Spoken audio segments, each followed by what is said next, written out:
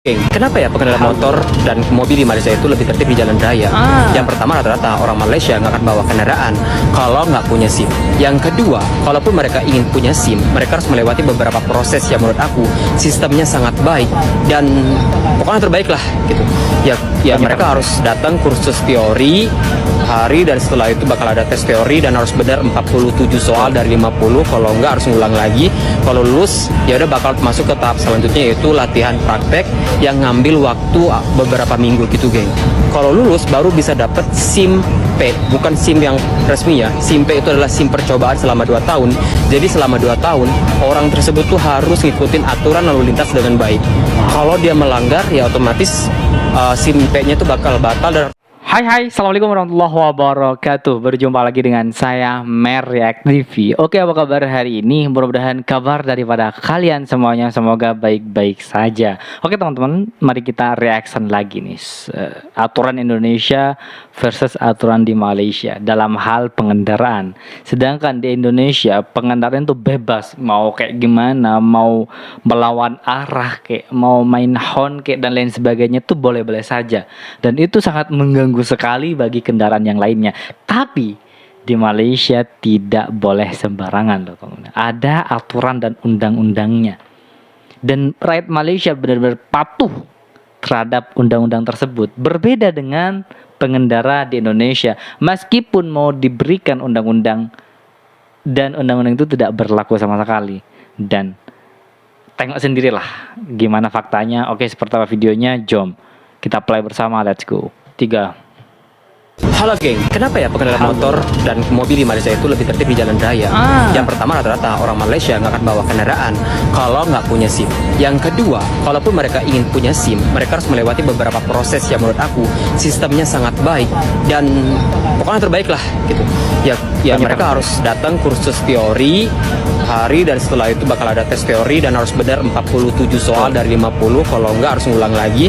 Kalau lulus ya udah bakal masuk ke tahap selanjutnya yaitu latihan praktek yang ngambil waktu beberapa minggu gitu, geng. Kalau lulus baru bisa dapat SIM P, bukan SIM yang resmi ya. SIM P itu adalah SIM percobaan selama 2 tahun.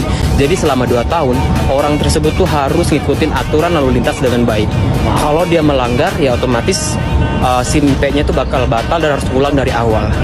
Wow, gila teman-teman ya. Ada aturan seperti itu di Malaysia loh. Diberi kad itu hanya berlaku 2 tahun apabila kita yang memiliki kad tersebut melanggar aturan dalam hal mengendarai, maka kad itu akan dibatalkan dan kita harus ngulang lagi kad yang berumur 2 tahun. Wow, bener-bener teman-teman ya, ini bagus loh. Bagus seperti ini karena kalau kita sudah patuh dengan aturan selama 2 tahun, otomatis kita akan seterusnya patuh teman-teman ya. Mantap. Gila ya kan ya. Jadi apa itu? Kenapa orang-orang yang bawa kendaraan di Malaysia di jalan raya? Karena memang sistemnya udah sangat baik. Jadi orangnya udah dibekali ilmu dengan baik. Ketika sistemnya udah baik, maka akan melahirkan sumber daya manusianya yang baik juga. Wow. Malaysia. Mantap.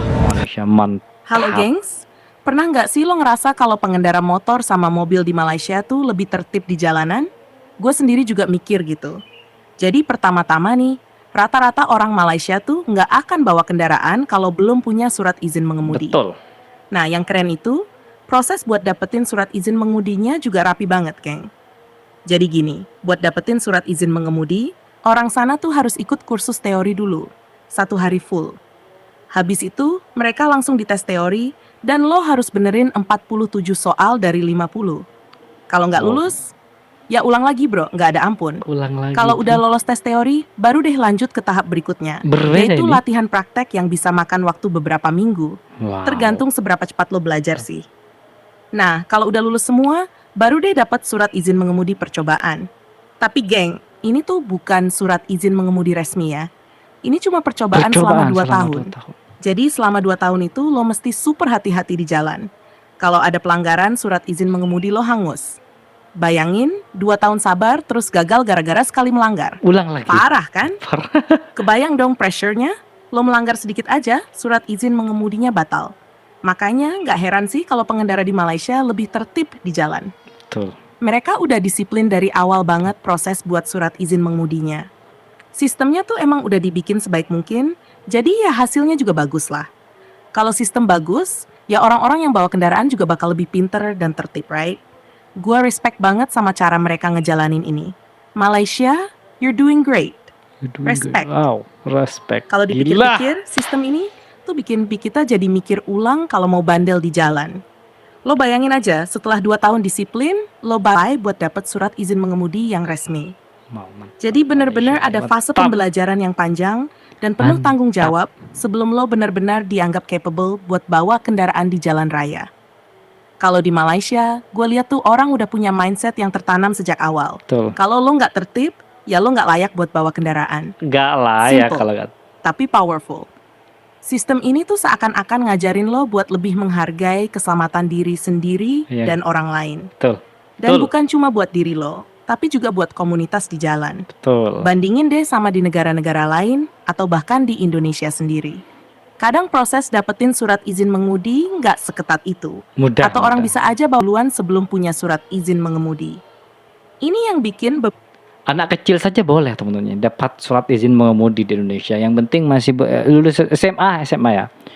Kurang lebih umur 15 itu boleh dapat teman-teman ya. Nggak tahu lah risikonya ke belakangnya, nggak tahu mereka itu. Padahal kalau di Malaysia untuk mendapatkan surat izin resmi itu ada uji coba selama 2 tahun. Kalau selama 2 tahun itu melanggar sekali saja maka ulang lagi. Gila aturan best Malaysia ini. berapa pengendara di jalan jadi seenaknya, nggak taat aturan. Padahal, kalau semua orang disuruh lewat proses yang panjang kayak di Malaysia, gua rasa mental pengemudi juga akan jauh lebih siap dan disiplin. Selain itu, gue juga notice kalau di Malaysia, hukum dan peraturan lalu lintas tuh dipantau ketat banget. Lo bisa lihat CCTV di mana-mana, terus ada polisi lalu lintas yang aktif ngecek di jalanan. Kalau lo melanggar, pasti langsung kena tilang, dan datanya langsung masuk sistem. Ini bikin orang jadi lebih waspada dan hati-hati, karena Gila, tahu Malaysia. risikonya nyata. Jadi, bukan cuma sistem dapetin surat izin mengemudinya yang ketat, tapi penegakan hukumnya juga solid. Penegakan hukumnya Ini solid. kombinasi yang menurut gue bikin jalan raya di Malaysia Mantap. lebih tertib. Mereka udah berhasil bikin pengendara-pengendara yang bertanggung jawab, dan ini efeknya ke seluruh masyarakat. Betul. Jujur, kalau kita bisa adaptasi sistem kayak gini di negara lain, mungkin bisa ngurangin angka kecelakaan dan pelanggaran lalu lintas secara signifikan. Betul sekali ya. Bayangin aja, berapa nyawa yang bisa diselamatkan cuma karena pengendara lebih disiplin. Gue rasa sih ini buat ditiru. Malah emang top lah soal ini. Sistem yang jelas, pengawasan yang ketat, dan hasilnya jalan raya yang lebih tertib dan aman. Nih Malaysia Kita ini bisa top belajar ya. banyak dari mereka soal ini.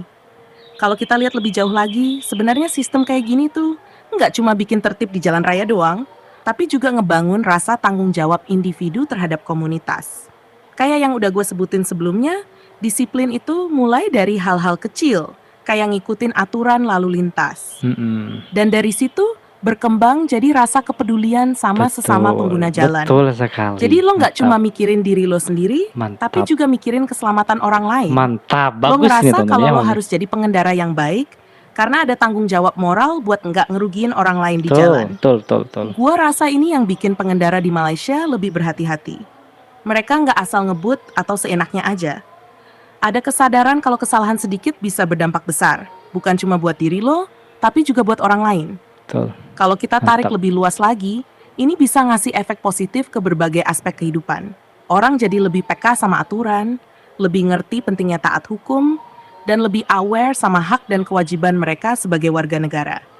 Gua rasa sih, ini bagian dari edukasi informal yang nggak Wow, langsung. edukasi informal. Tapi dampaknya besar banget. besar Lo banget. belajar disiplin dari hal kecil, dan lama-lama terbiasa buat disiplin dalam hal-hal besar. Betul. Misalnya, orang yang terbiasa disiplin di jalan pasti akan bawa sikap itu ke tempat kerja, ke sekolah, atau bahkan dalam kehidupan sehari-hari. Betul, Makanya, betul. pikir-pikir ini nggak cuma Pikir-pikir. soal mengemudi atau lalu lintas doang, Iya, tapi soal betul. gimana sebuah negara bisa membangun karakter warganya, Warganya lewat sistem yang baik dan terstruktur.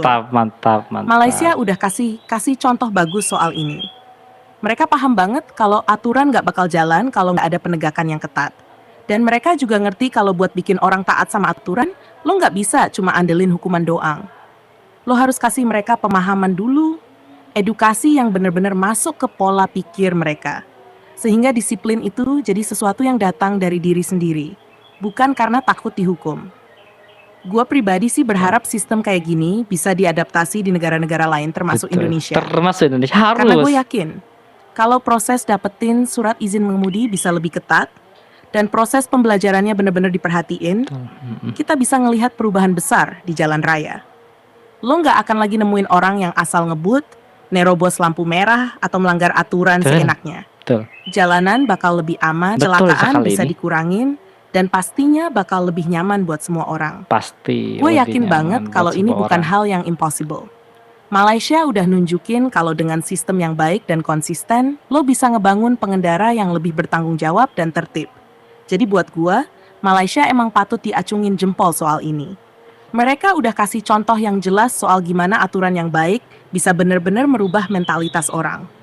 Dan yang paling penting, mereka nggak setengah-setengah dalam nerapin sistem ini. Salut banget sih. Oke, gue lanjut lagi ya. Dengan gaya yang sama.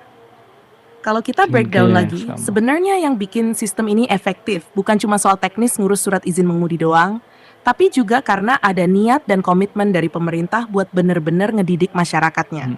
Mereka nggak cuma bikin aturan yang ketat terus lepas tangan, tapi ada upaya nyata buat memastikan aturan itu jalan dan Betul. dipahami dengan baik sama semua orang.